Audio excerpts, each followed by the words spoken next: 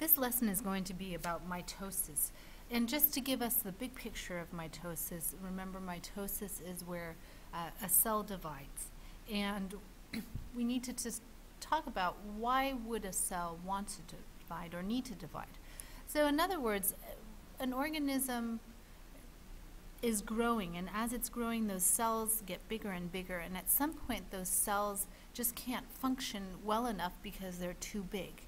And so for animals that are organisms that are growing, cell division helps those cells keep their size while the organism gets bigger because they just make more of themselves. So growth is an important reason why cells divide.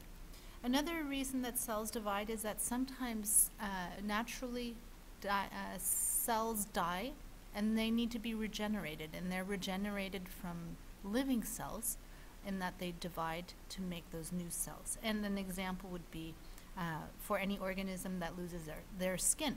Those are dead cells. They need to be replaced by living cells, and so the cell uses cell division to replace those cells. Another one is also repair. Sometimes the organism has some sort of damage, and that damage needs to be repaired, and it can be repaired in that you make more of those cells. In this case, you have the scraped knee, so the cells surrounding that area are going to be dividing, particularly the skin cells, to make more skin for that knee to be protected. Also, white blood cells might be dividing so that they can fight against any sort of bacteria infection, so there are more of them.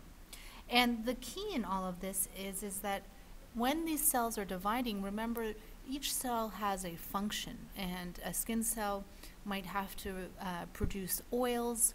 They might have to produce a waxy substance to protect the organism. So all those functions can only happen if they're given the information of how to do that function, and that's found in your DNA or in the cell's DNA, which means that every one of the cells that's being divided needs to have an exact duplicate of the genetic information from the old cell. And this is what makes cell division such an important process. So each cell has what we call a cell cycle, and the cell cycle starts with the G1 phase. And the G1 phase is where the cell is growing from a small cell that has just undergone mitosis to a bigger cell. Once it's gotten to a certain size, there are certain cues that the cell recognizes, and it starts thinking, I need to start dividing. And what it does is that it replicates its DNA, and it's getting ready for that division process. So it's making another copy that it can give to the cell once it's divided. So that is called the S phase. The next phase is the G2 phase. It's again a phase where the cell more or less is getting prepared for mitosis, where it's going to be dividing. It might do a little bit of growth. It might just also wait for the right environment for the cell to divide. So just to go back on DNA, remember DNA is what contains all the genetic information of how cells behave, and how cells behave determine how you look as a human, whether or not you have two arms, or if you have gills, or if you have eyes, or if you have no eyes at all. All that is coded in your DNA. And there are several terms that we have in DNA. So when you have a single strand double helix like you see at the very top picture, that's called chromatin. So that's chromatin.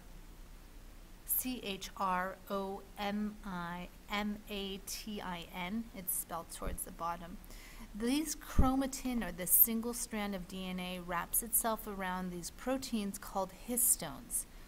And these histones make something that's called a chromatid. So that's chromatid. And this chromatid more or less gets super tightly wound up to become what is called a chromosome. And the chromosome that you see on the bottom has already duplicated itself, and those two strands are actually, one is an exact copy of the other. So if I were to take every one of our cells in the human body, every single cell has 46 chromosomes, and you notice that they're arranged by size. The first chromosome, chromosome 1, is the longest chromosome, and the last chromosome that we'll deal with is 22. That is the smallest, hence why it has the biggest number. So the bigger the number, the smaller the chromosome.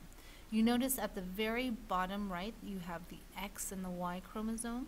The X and the Y chromosome are called the sex chromosomes. They determine the gender of the organism. And an XY means that this individual was male, that we got the DNA from.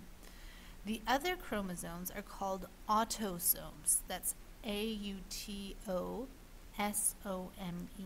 autosome. And that more or less means any cell that does not determine, any chromosome that doesn't determine its gender.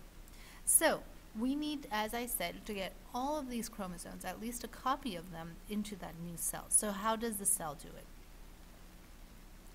And the cell does it through, I think this video here is what we'll probably look at first, just to make certain. Here we go. This is the video I want you to see. Mitosis begins as the long threads of DNA in the nucleus start to coil.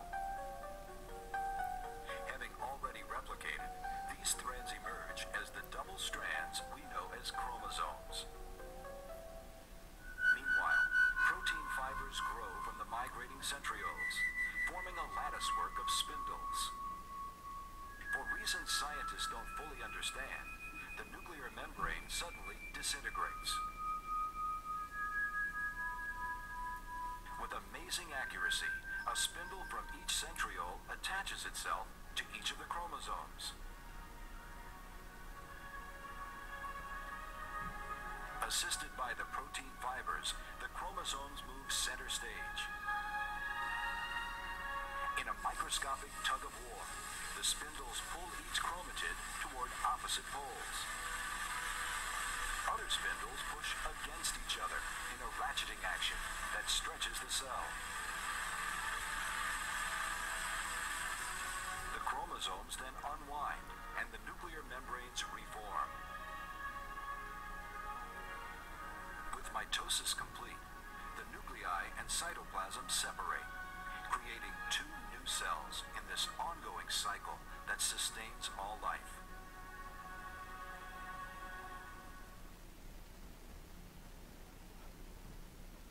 All right, so as you saw in the video, I'll just go back a little bit to some of the to that cell cycle. So as you noticed with the cell cycle, that mitosis actually just takes a very short period of time compared to the whole cell cycle. Most of the time the cell is actually in the G1 phase and then the G2 phase. And then once it's gotten too big and recognizes that it needs to divide, it'll go through mitosis. So let's go through those stages of mitosis. The way that I remember it is I pray more at the church. It starts with interphase. This is where the chromosomes are copied. You have a double copy of each one, and that makes that X look of it. Chromosomes, and they are all placed in the nucleus. And so when you look at a slide, you would see something that would look like this, where you see the nucleus, but you don't really see any sort of dense material. Now compare this to the first stage of metaphase, which is prophase. It is where you have your centrioles starting to have spindle fibers coming out of it, that these sister chromatids, which are more or less the ones that have already made that X shape, are formed. And you can actually start seeing those X shapes wrapped around there in the nucleus here. So that's prophase.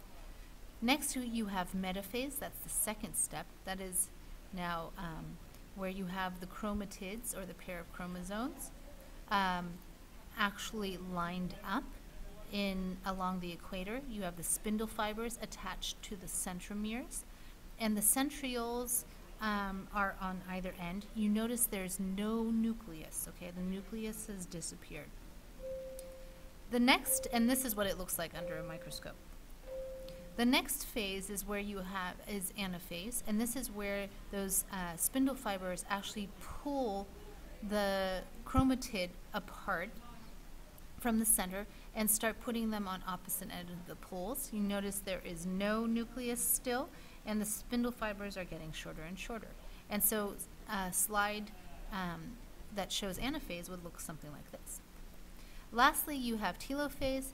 Telophase here is, I think this is a better image where you see that you have the two nuclei. You've got the nuclei, actually the membrane formed, the DNA is on both ends, and you start seeing the cell membrane divide, particularly in that animal cell. If you notice how it's actually starting to pinch in the center, something that looks like this, and eventually going to become two cells.